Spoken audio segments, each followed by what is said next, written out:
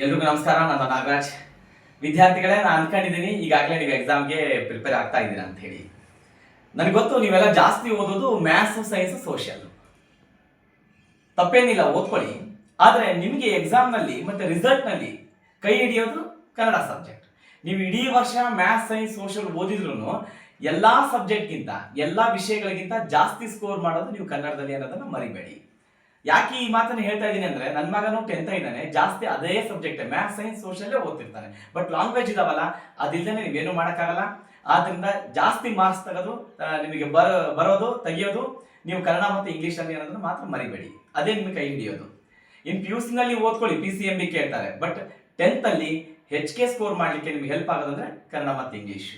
ಅದಕ್ಕೋಸ್ಕರ ನೀವು ಕನ್ನಡದ ಬಗ್ಗೆನೂ ಸ್ವಲ್ಪ ಗಮನ ಕೊಡಿ, ಜಾಸ್ತಿ ಓದ್ಕೊಳ್ಳಿ. ಒಂದು. ಎರಡನೇದು, ಎಕ್ಸಾಮ್ ಹತ್ರ ಬರ್ತಾ ಇದೆ. ನಾನು ಮತ್ತೆ ನಿಮಗೆ ಇನ್ಮೇಲೆ ಕನ್ನಡ ಗ್ರಾಮರ್ ಬಗ್ಗೆ ವಿಡಿಯೋ ಮಾಡ್ತಾ ಇದ್ದೀನಿ, ಮಾಡಬೇಕು ಅಂದ್ಕೊಂಡಿದ್ದೀನಿ. ಎಕ್ಸಾಮ್ ಹತ್ರ ಬಂದಂಗೆಲ್ಲ ಇನ್ನೂ ಹೆಚ್ಚು ಹೆಚ್ಚು ವಿಡಿಯೋ ಮಾಡ್ತಾ ಇದ್ದೀನಿ. ಅದಕ್ಕೋಸ್ಕರ ಅದು ಎಲ್ಲ ವಿಡಿಯೋ ಮಾಡಿದ್ದೀನಿ. ಬಟ್ ಸ್ವಲ್ಪ 5 ನಿಮಿಷ 6 ನಿಮಿಷದ್ದು ಮತ್ತೊಂದ್ಸರಿ ನಿಮಗೆ ರಿವೈಸ್ ಮಾಡಲಿಕ್ಕೆ ಮತ್ತೆ ನಾನು ಒಂದೊಂದೇ ಕರ್ತರಿ ಕರ್ಮಣಿ ಆಗಿರ್ಬೋದು, ವರದಿಗಳಾಗಿರ್ಬೋದು, ಪತ್ರಗಳಾಗಿರ್ಬೋದು, ನಿಷೇಧಾರ್ಥಕ, ಸಂಭವನಾರ್ಥಕ, ವಿದ್ಯಾರ್ಥಕ, ಕಾಲಗಳು ಎಲ್ಲದನ್ನು ಮಾಡಬೇಕು ಅಂತ ಅನ್ಕೊಂಡಿದ್ದೀನಿ. ಸಂಧಿ, ಸಮಾಸ. ಸೊ ನೀವು ವಿಡಿಯೋನ ಅಬ್ಸರ್ವ್ ಮಾಡ್ತಾ ಇರಿ, ನಿಮಗೆ ಹೆಲ್ಪ್ ಆಗ್ಬೋದು ಅಂತ ಅನ್ಕೊಂಡಿದ್ದೀನಿ. 5-6 ನಿಮಿಷದ ಬಗ್ಗೆ ವಿಡಿಯೋ ಮಾಡ್ತಾ ಇರ್ತೀನಿ. ಸೊ ಅದಕ್ಕೋಸ್ಕರ ವಿದ್ಯಾರ್ಥಿಗಳೇ, ಜಾಸ್ತಿ ಕನ್ನಡದ ಬಗ್ಗೆನೂ ನೀವು ಗಮನ ಕೊಡಬೇಕು. ಬರೀ ಮ್ಯಾಥ್ಸ್, ಸೈನ್ಸ್, ಸೋಷಿಯಲ್ ಅಷ್ಟೇ ಅಲ್ಲ, ಬಟ್ ಓದ್ಕೊಳ್ಳಿ. ಹೆಚ್ಚಿಗೆ ನೀವು ಈ ವಿಷಯದ ಬಗ್ಗೆ ಗಮನ ಕೊಡಿ, ಕನ್ನಡದ ಬಗ್ಗೆ. ಬಟ್ ಬಹಳ ಮುಖ್ಯವಾಗಿ ಅಂತ ಹೇಳಿದ್ರೆ, ಎಕ್ಸಾಮ್ನಲ್ಲಿ ಬರವಣಿಗೆ ಚೆನ್ನಾಗಿರ್ಲಿ, ತಪ್ಪು ಬರಿಬೇಡಿ. ನಾನು ಅಂದ್ಕೊಂಡಿದ್ದೀನಿ, ಎಷ್ಟೋ ಏನು ನಾನು ಹೇಳ್ತಾ ಇದ್ದೀನಿಲ್ಲ, ಇದನ್ನ ಯಾರೆಲ್ಲ ಕೇಳಿಸ್ಕೊತಾ ಇದ್ದೀರಾ, ನೀವು ಚೆನ್ನಾಗಿ ಓದ್ಕೊಂಡ್ರೆ 100ಕ್ಕೆ 100 ಅಂಕಗಳನ್ನ ಪಡಿತೀರಾ. ಔಟ್ ಆಫ್ 100 ಗ್ಯಾರಂಟಿ ಬರುತ್ತೆ ನಿಮಗೆ. ಗ್ಯಾರಂಟಿ ಬರುತ್ತೆ. 100 ಮಾರ್ಕ್ಸ್ ಗ್ಯಾರಂಟಿ ತಗೋತೀರಾ. 80ಗೆ 80. ಬಟ್ ಇಂಟರ್ನಲ್ ನಿಮಗೆ 20 ಕೊಟ್ಟರೆ ದಿ ಬೆಸ್ಟ್, ಅಲ್ಲಿಗೆ 100 ಆಗುತ್ತೆ. 100 ತೆಗಿಲಿಕ್ಕೆ ಬಹಳ ನಿಮಗೆ ಸುಲಭ ಆಗುತ್ತೆ. ಆದ್ದರಿಂದ ಕನ್ನಡ ಚೆನ್ನಾಗಿ ಓದ್ಕೊಳ್ಳಿ ಅಂತ ಹೇಳ್ತಾ ಇದ್ದೀನಿ. ನನಗೆ ಬಹಳ ಇಷ್ಟ. ನೀವೆಲ್ಲ 100 ತೆಗೆದ್ರೆ ನಿಮ್ಗಿಂತ ಜಾಸ್ತಿ ಖುಷಿ ಆಗೋದು ನನಗೆ. ಬನ್ನಿ, ಈಗ ವರದಿ ತಯಾರಿಕೆ ಇದ್ರ ಬಗ್ಗೆ ವಿಡಿಯೋ ಮಾಡ್ತಾ ಇದ್ದೀನಿ. ನನಗೆ ಇನ್ನೊಂದೇನು ಗೊತ್ತಾ ನಿಮಗೆ, ಯಾಕೆ ಇದೇ ವಿಷಯನ ಆಯ್ಕೆ ಮಾಡ್ಕೊಂಡೆ ಅಂತ ಹೇಳಲಿಕ್ಕೆ ಇಷ್ಟಪಡ್ತಾ ಇದ್ದೀನಿ. ನಾನು 2 ವರ್ಷದಿಂದ ನೋಡ್ತಾ ಇದ್ದೀನಿ. 2 ವರ್ಷದಿಂದ ಪ್ರಶ್ನೆ ಪತ್ರಿಕೆಯಲ್ಲಿ ಕ್ವಶನ್ ಪೇಪರ್ನಲ್ಲಿ ಏನು ಕೊಟ್ಟಿದ್ರು ಅಂದರೆ, ವರದಿ, ನಿಮ್ಮ ಶಾಲೆಯಲ್ಲಿ ನಡೆದ ಕನ್ನಡ ರಾಜ್ಯೋತ್ಸವ ಅಥವಾ ಕರ್ನಾಟಕ ರಾಜ್ಯೋತ್ಸವದ ಬಗ್ಗೆ ಒಂದು ವರದಿ ತಯಾರಿಸಿ ಅಂತ ಕೊಟ್ಟಿದ್ರು. 2 ವರ್ಷದಿಂದ. ಹೋದ ವರ್ಷ ಒಂದು ಕೊಟ್ಟರು, ನಿಮ್ಮ ಶಾಲೆಯಲ್ಲಿ ಕನ್ನಡ ತಾಯಿ ಭುವನೇಶ್ವರಿಯ ಪುತ್ಥಳಿ ಅನಾವರಣ ಮಾಡಿದ ಬಗ್ಗೆ ಒಂದು ವರದಿ ತಯಾರಿಸಿ ಅಂತ ಕೊಟ್ಟರು. ನಾನು ಅನ್ಕೊಂಡಿದ್ದೀನಿ 2 ವರ್ಷ ಕನ್ನಡದ ಬಗ್ಗೆನೇ ಕೇಳ್ತಾ ಇದ್ದಾರೆ. ಸೊ ಈ ಸರಿ ನನಗೆ ಅಂದ್ಕೊಂಡಂಗೆ ಅಥವಾ ನನಗೆ ಅನಿಸ್ದಂಗೆ ಕನ್ನಡದ ಬಗ್ಗೆನೇ ಕೊಡಬಹುದು ಅಂತ ಗೆಸ್ ಮಾಡಿ ನಾನು ಈ ವರದಿ ಬರ್ಬಹುದೇನೋ ಅಂತ ನಾನು ಗೆಸ್ ಮಾಡಿದ್ದೀನಿ. ಇದೊಂದು ಮತ್ತೆ ಇನ್ನೊಂದು ಯಾವ್ದಂತ ಹೇಳ್ತೀನಿ ನಿಮಗೆ. ಬನ್ನಿ, ವರದಿ ತಯಾರಿಕೆ. ನಿಮ್ಮ ಜಿಲ್ಲೆಯಲ್ಲಿ ನಡೆದ ಜಿಲ್ಲಾ ಮಟ್ಟದ ಕನ್ನಡ ಸಾಹಿತ್ಯ ಸಮ್ಮೇಳನವನ್ನು ಕುರಿತು ಒಂದು ವರದಿ ತಯಾರಿಸಿ ಅಂತ ಕೊಡಬಹುದು ಅಂತ ನಾನು ಅಂದ್ಕೊಂಡಿದ್ದೀನಿ. ಒಟ್ಟು ಕನ್ನಡ ಸಾಹಿತ್ಯ ಸಮ್ಮೇಳನದ ಬಗ್ಗೆನೇ ಕೊಡ್ಬೋದು. ಜಿಲ್ಲೆಯಲ್ಲಿ ನಡೆದ್ರೆ ಜಿಲ್ಲಾ ಮಟ್ಟಕ್ಕೆ ಕೊಡ್ತಾರೆ, ತಾಲೂಕಿನಲ್ಲಿ ನಡೆದ್ರೆ ತಾಲೂಕು ಮಟ್ಟಕ್ಕೆ ಕೊಡ್ತಾರೆ, ಅಥವಾ ಅಖಿಲ ಭಾರತ ಕನ್ನಡ ಸಾಹಿತ್ಯ ಸಮ್ಮೇಳನ ನಡೆದ್ರೆ ನೀವೆಲ್ಲಾರು ಬರೀ ಯಾವುದೋ ಒಂದು ಜಿಲ್ಲೆಯಲ್ಲಿ ನಡೀತು ಅಂತ ಬರೀಬಹುದು. ತಾಲೂಕು ಮಟ್ಟದಲ್ಲಿ ಅಂತ ಕೇಳಿದಾಗ ನಿಮ್ಮ ತಾಲೂಕಿನಲ್ಲಿ ನಡೀತು ಅಂತ ಬರೀಬೇಕು. ನನ್ನ ತಾಲೂಕು ಹರಿಹರ, ಆದ್ದರಿಂದ ಹರಿಹರ ಅಂತ ಬರೀತೀನಿ. ನಿಮ್ದು ಯಾವ ತಾಲೂಕಿದೋ ಅದು ಬರೀಬಹುದು, ಯಾವ್ದಾರ ಒಂದು ಸ್ಥಳ ಬರೀಬಹುದು, ತಪ್ಪೇನಿಲ್ಲ. ಇಲ್ಲಿ ಈ ತರ ಕ್ವಶನ್ ಬರ್ಬಹುದು, ಈ ಸರಿ ವರದಿ ಬರ್ಬಹುದು ಅಂತ ನಾನು ಗೆಸ್ ಮಾಡಿರೋದು. ಕನ್ನಡ ಸಾಹಿತ್ಯ ಸಮ್ಮೇಳನದ ಬಗ್ಗೆ ಕೇಳಬಹುದೇನೋ ಅಂತಕ್ಕಂಥದ್ದು. ಅಥವಾ ಇನ್ನೊಂದು ಬರ್ದಿದ್ದೀನಿ, ನಿಮ್ಮ ಶಾಲೆಯಲ್ಲಿ ನಡೆದ ವಿಜ್ಞಾನ ವಸ್ತು ಪ್ರದರ್ಶನದ ಕುರಿತು ಒಂದು ವರದಿ ತಯಾರಿಸಿ ಅಂತ ಅದನ್ನು ಬರ್ದಿದ್ದೀನಿ. ಅದ್ರ ಬಗ್ಗೆ ನಾನು ನಾಳೆ ವಿಡಿಯೋ ಮಾಡೇ ಬಿಡ್ತೀನಿ. ಸೊ ಟೈಮ್ ಸಿಕ್ಕಾಗ ನಾನು ಒಂದು 2-3 ದಿನಕ್ಕೆ ಒಂದ್ಸರಿ ವಿಡಿಯೋ ಮಾಡ್ತಾ ಇರ್ತೀನಿ. ಸೊ ಎಲ್ಲ ಗ್ರಾಮರ್ನು ರಿವಿಷನ್ ಮಾಡ್ಬೇಕು, ಎಷ್ಟಾಗುತ್ತೋ ಅಷ್ಟು ಟ್ರೈ ಮಾಡ್ತಾ ಇದ್ದೀನಿ. ಸೊ ಯೂಸ್ ಮಾಡ್ಕೊಳ್ಳಿ. ನನಗೆ 100 ಮಾರ್ಕ್ಸ್ ಬೇಕೇ ಬೇಕು. ದಯವಿಟ್ಟು ನೀವು 100 ಬಂದ್ರೆ ನನಗೊಂದು ಕಾಮೆಂಟ್ ಮಾಡಿ. ರಿಸಲ್ಟ್ ಬಂದ್ಮೇಲೆ ಸರ್ 100 ಬಂದಿದೆ ಅಂತ ಬಹಳ ಖುಷಿ ಆಗುತ್ತೆ. ಸೊ ವಿಡಿಯೋ ಎಲ್ಲ ನೋಡ್ತಾ ಇರಿ. ಓಕೆ, ಬನ್ನಿ ನೋಡ್ತಾ ಹೋಗೋಣ. ವರದಿ ತಯಾರಿಕೆ. ನಿಮ್ಮ ಜಿಲ್ಲೆಯಲ್ಲಿ ನಡೆದ ಜಿಲ್ಲಾ ಮಟ್ಟದ ಕನ್ನಡ ಸಾಹಿತ್ಯ ಸಮ್ಮೇಳನದ ಕುರಿತು ಒಂದು ವರದಿ ತಯಾರಿಸಿ ಅಂತ. ನಾನು ಮತ್ತೆ ಹೇಳಿದ್ದೀನಿ ನಿಮಗೆ, ವರದಿ ಬರೆಯಕ್ಕಿಂತ ಮುಂಚೆ ನೀವೇನ್ ಬರೀಬೇಕು, ತಲೆ ಬರೀಬೇಕು, ಹೆಡ್ಡಿಂಗ್ ಬರೀಬೇಕು, ಏನ್ ವಿಷಯ ಕೊಟ್ಟಿರ್ತಾರೆ ಅದ್ರ ಬಗ್ಗೆ. ನಾನು ಬರ್ತೀನಿ ಕನ್ನಡದ ಕಂಪನ್ನು ಹರಡಿದ ಸಾಹಿತ್ಯ ಸಮ್ಮೇಳನ, ಇದೇ ಬರಿಬೇಕು ಅಂತ ಹೇಳಿಲ್ಲ. ನೀವು ಯಾವ್ದಾರ ಬರೀ, ಏನು ಜಿಲ್ಲಾ ಮಟ್ಟದಲ್ಲಿ ನಡೆದ ಕನ್ನಡ ಸಾಹಿತ್ಯ ಸಮ್ಮೇಳನ. ಬಟ್ ಬಹಳ ಎಫೆಕ್ಟಿವ್ ಆಗಿರ್ಲಿ, ಚೇಂಜ್ ಆಗಿರ್ಲಿ, ಬಹಳ ಚಂದ ಕಾಣ್ಲಿ ಅಂದ್ರೆ ಕನ್ನಡದ ಕಂಪನ್ನು ಹರಡಿದ ಸಾಹಿತ್ಯ ಸಮ್ಮೇಳನ ಅಂತ ಹೆಡ್ಡಿಂಗ್ ಬರೀತೀರಾ. ನೆಕ್ಸ್ಟ್ ಇದನ್ನ ಬರಿಬೇಡಿ, ಇದಕ್ಕೂ ಮಾರ್ಕ್ಸ್ ಇರುತ್ತೆ, ಆಫ್ ಮಾರ್ಕ್ಸ್. ಎಲ್ಲಿ ನಡೀತು ಅಂದ್ರೆ ಸ್ಥಳ ದಾವಣಗೆರೆ ಅಂತ ಬರೀತೀರಾ, ಹೌದಾ? ದಾವಣಗೆರೆ. ನೀವು ಡೇಟ್ ನ ಇಲ್ಲಾರು ಬರಿಬಹುದು. ಯಾವ ಡೇಟು? ಸೊ 24 ಯಾಕೆ ಬರಿಬಹುದು? 24/2/2026 ಇಲ್ಲಾರ ಬರಿಬಹುದು, ಇಲ್ಲಾದ್ರೂ ಬರಿಬಹುದು. ಇನ್ನೊಂದು ಪಕ್ಕದಲ್ಲಾರು ಬರೀಬಹುದು. ಎಲ್ಲಿ? ಇಲ್ಲಿ 24/2/2026 ಇಲ್ಲಾರು ಬರೀಬಹುದು. ಇಲ್ಲಾರ ಬರೀರಿ, ಕೆಳಗಾರ ಬರೀರಿ. ಒಟ್ಟು ಡೇಟು ಮತ್ತೆ ಸ್ಥಳ ಇಲ್ಲೇ ಬರ್ದಿಬೇಕು. ಅವಾಗೆಲ್ಲ ಲಾಸ್ಟಿಗೆ ಬರ್ಬೋದು, ಲಾಸ್ಟಿಗೆ ಬರಿಬೋದು ಅಂತ ಹೇಳಿದ್ದೆ. ಬಟ್ ಈಗ ಇಲ್ಲೇ ಬರಿಬೇಕು ಇದನ್ನ. ಅಲ್ಲಿ ಬರೆದು ತಪ್ಪೇನಿಲ್ಲ, ಬಟ್ ಇಲ್ಲಿ ಬರೆದ್ರೆ ಪೇಪರ್ನಲ್ಲಿ ಹೀಗೆ ಇರುತ್ತೆ ಅಂತ ಹೇಳ್ಬಿಟ್ಟು ಏನೋ ಹೀಗೆ ಬರಿಬೇಕು ಅಂತ ತೋರಿಸ್ತಾರೆ. ಹೀಗೆ ಬರಿತಾ ಹೋಗಿ ಆಯ್ತು. ಕನ್ನಡದ ಕಂಪನ್ನು ಹೊರಡಿದ ಸಾಹಿತ್ಯ ಸಮ್ಮೇಳನ ಅಂತ ಬರೀತೀರಾ. ಸ್ಥಳ ಬರ್ದ್ರಿ, ದಿನಾಂಕ ಬರ್ದ್ರಿ. ಇಲ್ಲಿಂದಾರು ಸ್ಟಾರ್ಟ್ ಮಾಡ್ಬೋದು, ನೆಕ್ಸ್ಟ್ ಲೈನಿಂದಾರು ಸ್ಟಾರ್ಟ್ ಮಾಡೋದು, ತಪ್ಪೇನೂ ಇಲ್ಲ. ಇಲ್ಲಿಂದಾರು ಸ್ಟಾರ್ಟ್ ಮಾಡಿ, ನೆಕ್ಸ್ಟ್ ಲೈನಿಂದಾರು ಸ್ಟಾರ್ಟ್ ಮಾಡಿ.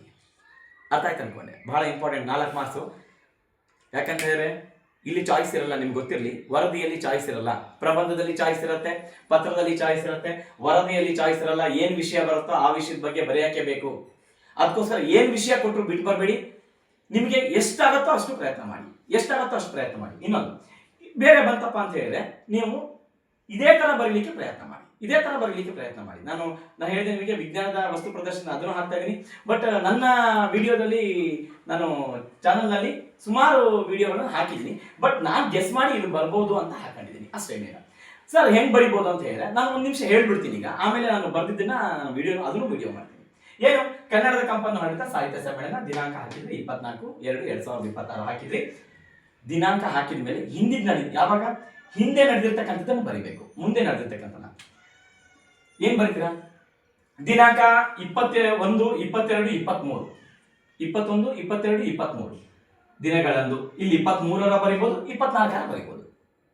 ಅದೇ ದಿನ ನಡೆದ್ರೆ ಸಾಯಂಕಾಲಕ್ಕೆ ನೀವು ರಿಪೋರ್ಟ್ ಕಳಿಸ್ಬೇಕು. ನೀವು ಒಬ್ಬ ವರದಿಗಾರರಾಗಿ ಬರಿತಾ ಇದ್ದೀರಾ, ಅದೇ ದಿನ ನಡೆದ್ರೆ ಅದೇ ದಿನನೂ ಕಳಿಸ್ಬೋದು ಅಥವಾ ಮರುದಿನ ಕಳಿಸ್ಬೋದು. ಸರ್ ನೆಕ್ಸ್ಟ್ ಡೇ ಹಾಕು ಅಂತ ಹೇಳಿದ್ದಾರೆ ನಮ್ಮ ಟೀಚರ್ಸ್, ತಪ್ಪೇನಿಲ್ಲ.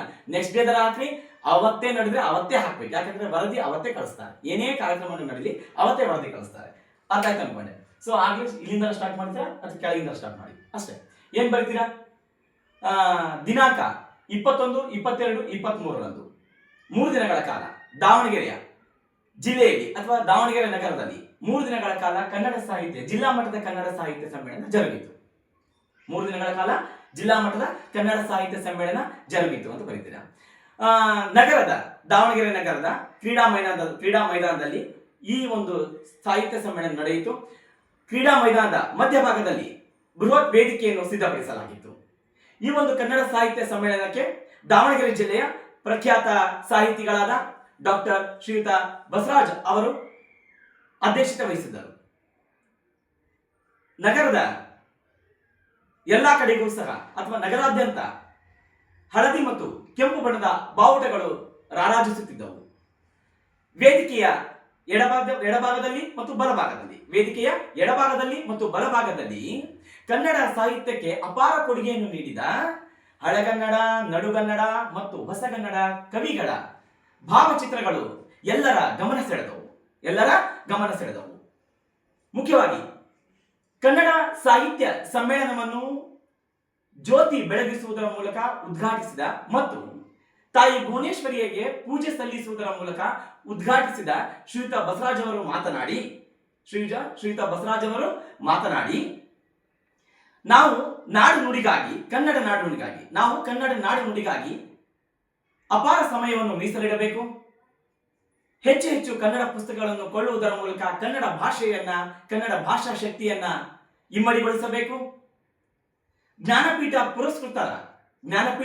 ಪುರಸ್ಕೃತರ ಕೃತಿಗಳನ್ನು ಓದುವುದರ ಮೂಲಕ ಅವರಿಗೆ ಗೌರವ ಸಲ್ಲಿಸುವ ಕೆಲಸವನ್ನು ಮಾಡಬೇಕಾಗಿದೆ ಮತ್ತು ಕನ್ನಡ ನಾಡು ನುಡಿಯ ಬಗ್ಗೆ ವಿರೋಧ ವ್ಯಕ್ತಪಡಿಸಿದಾಗ ನಾವು ಎಲ್ಲರೂ ಒಗ್ಗಟ್ಟಾಗುವುದರ ಮೂಲಕ ಕನ್ನಡದ ಶಕ್ತಿಯನ್ನು ತೋರಿಸಬೇಕು ಎಂಬುದನ್ನು ತಮ್ಮ ಭಾಷಣದಲ್ಲಿ ಹೇಳಿದರು. ನಾನು ಏನ್ ಬರ್ದೇನೆ ಹೇಳ್ತೀನಿ ನಿಮಗೆ, ಬಟ್ ನನಗೆ ಈ ಆನ್ಸರ್ ಹೇಳ್ತೇನೆ ಎಂಬ ಕಿವಿ ಮಾತನ್ನು ಹೇಳಿದರು.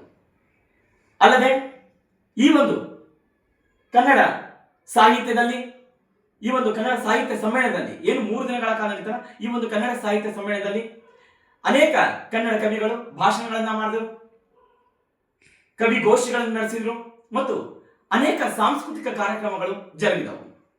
ಒಟ್ಟಿನಲ್ಲಿ 3 ದಿನಗಳ ಕಾಲ ನಡೆದ ಈ ಒಂದು ಕನ್ನಡ ಸಾಹಿತ್ಯ ಸಮ್ಮೇಳನವು ಎಲ್ಲಾ ಕನ್ನಡಿಗರ ಒಂದು ಮನಸೂರೆಗೊಂಡಿತು. ಈ ರೀತಿ ನೀವು ಬರೀತಕ್ಕಂಥ ಪ್ರಯತ್ನವನ್ನು ಮಾಡಬೇಕು. ಬನ್ನಿ ನೋಡ್ತಾ ಹೋಗೋಣ. ನಾನು ಕರೆಕ್ಟಾಗಿ ಅಲ್ಲಿ ಬರ್ದಿದ್ದೀನಿ, ಅದನ್ನ ನೋಡ್ಕೊಂಡ್ರೆ ನಿಮಗೆ ಈಸಿ ಆಗುತ್ತೆ. ಅದನ್ನು ಕ್ಲೀನಾಗಿ ಓದ್ಕೊಳ್ಳಿ, ನಿಮಗೆ ಎಕ್ಸಾಮಿಗೆ ಹೆಲ್ಪ್ ಆಗುತ್ತೆ. ನಿಮ್ಮ ಜಿಲ್ಲೆಯಲ್ಲಿ ನಡೆದ ಜಿಲ್ಲಾ ಮಟ್ಟದ ಕನ್ನಡ ಸಾಹಿತ್ಯ ಸಮ್ಮೇಳನ ಕುರಿತು ಒಂದು ವರದಿ ತಯಾರಿಸಿ ಅಂತಿದೆ. ಕನ್ನಡದ ಕಂಪನ್ನು ಹರಡಿದ ಸಾಹಿತ್ಯ ಸಮ್ಮೇಳನ. ನಾ ಈ ಥರ ಬರೆದಿದ್ದೀನಿ, ಇಲ್ಲಿ ದಾವಣಗೆರೆ ಪಕ್ಕದಲ್ಲಿ ನೀವು ಡೇಟ್ ಬರಿಬೋದು ಅಥವಾ ಇಲ್ಲಾರು ಬರಿಬೋದು ಅಥವಾ ಹಾಗೆ ಕಂಟಿನ್ಯೂ ಮಾಡ್ಬೋದು. ದಿನಾಂಕ 22/2/2026ರಿಂದ 24/2/2026 3 ದಿನಗಳ ಕಾಲ ದಾವಣಗೆರೆಯ ಕ್ರೀಡಾ ಮೈದಾನದಲ್ಲಿ ಜಿಲ್ಲಾ ಮಟ್ಟದ ಕನ್ನಡ ಸಾಹಿತ್ಯ ಸಮ್ಮೇಳನ ನಡೆಯಿತು. ದಾವಣಗೆರೆಯ ಪ್ರಖ್ಯಾತ ಸಾಹಿತಿ ಈಶ್ವರಪ್ಪ ಅವರು ಸಾಹಿತ್ಯ ಸಮ್ಮೇಳನದ ಅಧ್ಯಕ್ಷತೆ ವಹಿಸಿದ್ದರು. ಅಲಂಕೃತ ಸಾರೋಟಿನಲ್ಲಿ ದಾವಣಗೆರೆ ನಗರದ ರಾಜಬೀದಿಗಳಲ್ಲಿ ಮೆರವಣಿಗೆಯ ಮೂಲಕ ಸಾಹಿತ್ಯ ಸಮ್ಮೇಳನದ ಅಧ್ಯಕ್ಷರನ್ನು ವೇದಿಕೆಗೆ ಬರಮಾಡಿಕೊಳ್ಳಲಾಯಿತು. ಇದೆಲ್ಲ ಬರಿಬೇಕ್ರಿ ನೀವೆಲ್ಲ, ಹೀಗೆ ವೇದಿಕೆಗೆ ಬರಮಾಡಿಕೊಳ್ಳಲಾಯಿತು. ಮೈದಾನದ ಮಧ್ಯಭಾಗದಲ್ಲಿ ಬೃಹತ್ ವೇದಿಕೆಯನ್ನು ಸಿದ್ಧಪಡಿಸಲಾಗಿತ್ತು. ವೇದಿಕೆಯ ಬಲ ಮತ್ತು ಎಡಭಾಗದಲ್ಲಿ ಕನ್ನಡ ನಾಡಿನ ಹಳಗನ್ನಡ, ನಡುಗನ್ನಡ ಹಾಗೂ ಹೊಸಗನ್ನಡ ಕವಿಗಳ ಭಾವಚಿತ್ರಗಳು ಎಲ್ಲರ ಗಮನ ಸೆಳೆದವು. ದಾವಣಗೆರೆ ನಗರಾದ್ಯಂತ ಹಳದಿ ಮತ್ತು ಕೆಂಪು ಬಣ್ಣದ ಕನ್ನಡ ಬಾವುಟಗಳು ಎಲ್ಲರಲ್ಲೂ ಕನ್ನಡದ ಅಭಿಮಾನವನ್ನು ಹೆಚ್ಚಿಸಿದ್ದಲ್ಲದೆ ಸಮಸ್ತ ಕನ್ನಡಿಗರನ್ನು ಮನಸೂರೆಗೊಂಡವು. ಜ್ಯೋತಿಯನ್ನು ಬೆಳಗಿಸಿ ಕನ್ನಡ ಭುವನೇಶ್ವರಿ ಭಾವಚಿತ್ರಕ್ಕೆ ಪೂಜೆಯನ್ನು ಸಲ್ಲಿಸಿ ಸಮ್ಮೇಳನವನ್ನು ಉದ್ಘಾಟಿಸಿ ಮಾತನಾಡಿದ ಸಮ್ಮೇಳನಾಧ್ಯಕ್ಷರು, ಕನ್ನಡ ನಾಡು ನುಡಿಗಾಗಿ ನಾವು ಹೆಚ್ಚು ಸಮಯವನ್ನು ಮೀಸಲಿಡಬೇಕು.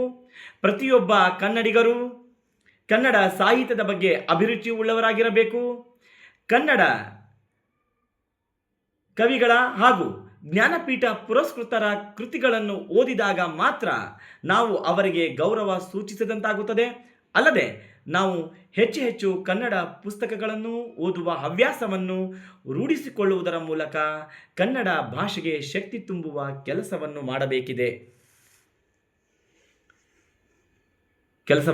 ಮಾಡಬೇಕಿದೆ ಎಂದು ಕಿವಿಮಾತು ಹೇಳಿದರು. ಒಟ್ಟು 3 ದಿನಗಳ ಕಾಲ ನಡೆದ ಈ ಸಮ್ಮೇಳನದಲ್ಲಿ ಕವಿಗಳಿಂದ ಕನ್ನಡ ಭಾಷಾ ಬೆಳವಣಿಗೆಯ ಬಗ್ಗೆ ಭಾಷಣಗಳು, ಸಾಂಸ್ಕೃತಿಕ ಕಾರ್ಯಕ್ರಮಗಳು ಹಾಗೂ ಕವಿಗೋಷ್ಠಿಗಳು ನಡೆದವು ಅಥವಾ ಜರುಗಿದವು. ಒಟ್ಟಿನಲ್ಲಿ ಈ ಸಾಹಿತ್ಯ ಸಮ್ಮೇಳನವು ಕನ್ನಡದ ಕಂಪನ್ನು ನಾಡಿನಾದ್ಯಂತ ಪಸರಿಸುವಲ್ಲಿ ಯಶಸ್ವಿಯಾಯಿತು ಅಂತ ಬರೆದುಬಿಟ್ಟು ಕೊನೆಗೆ ವರದಿಗಾರರ ಸಹಿ ಮರಿಬೇಡಿ. ಇಲ್ಲಿ ಸಹಿ ಮಾಡಬೇಕಾಗಿಲ್ಲ, ನೀವು ಇಂಗ್ಲೀಷ್ನಲ್ಲೂ ಸೈನ್ ಮಾಡಬೇಡಿ, ಕನ್ನಡದಲ್ಲೂ ನಿಮ್ಮ ಹೆಸರು ಬರಿಬೇಕಾದ್ರೆ a.ba.ka ಅಂತ ಬರಿಬೋದು ಅಥವಾ ಹಿಂಗೆ ಖಾಲಿ ಬಿಟ್ಟರೆ ನಡೆಯುತ್ತೆ. ಅರ್ಥ ಆಯ್ತು ಅನ್ಕೊಂಡೆ.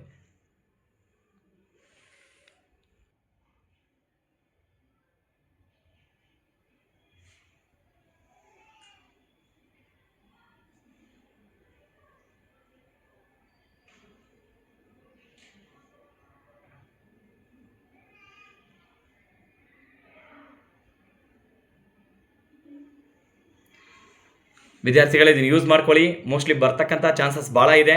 ಮತ್ತು ಇನ್ನೊಂದು ವರದಿ ಮಾಡ್ತಾ ಇದ್ದೀನಿ, ಅದು ವಿಜ್ಞಾನ ಇದ್ರ ಬಗ್ಗೆ, ಅದು ಶಾಲೆಯಲ್ಲಿ ನಡೆದ ವಿಜ್ಞಾನ ವಸ್ತು ಪ್ರದರ್ಶನದ ಬಗ್ಗೆ ಮಾಡ್ತಾ ಇದ್ದೀನಿ. ಅದನ್ನು ನಾಳೆ ವಿಡಿಯೋ ಮಾಡಿ ಹಾಕ್ತೀನಿ. ನಮಸ್ಕಾರ.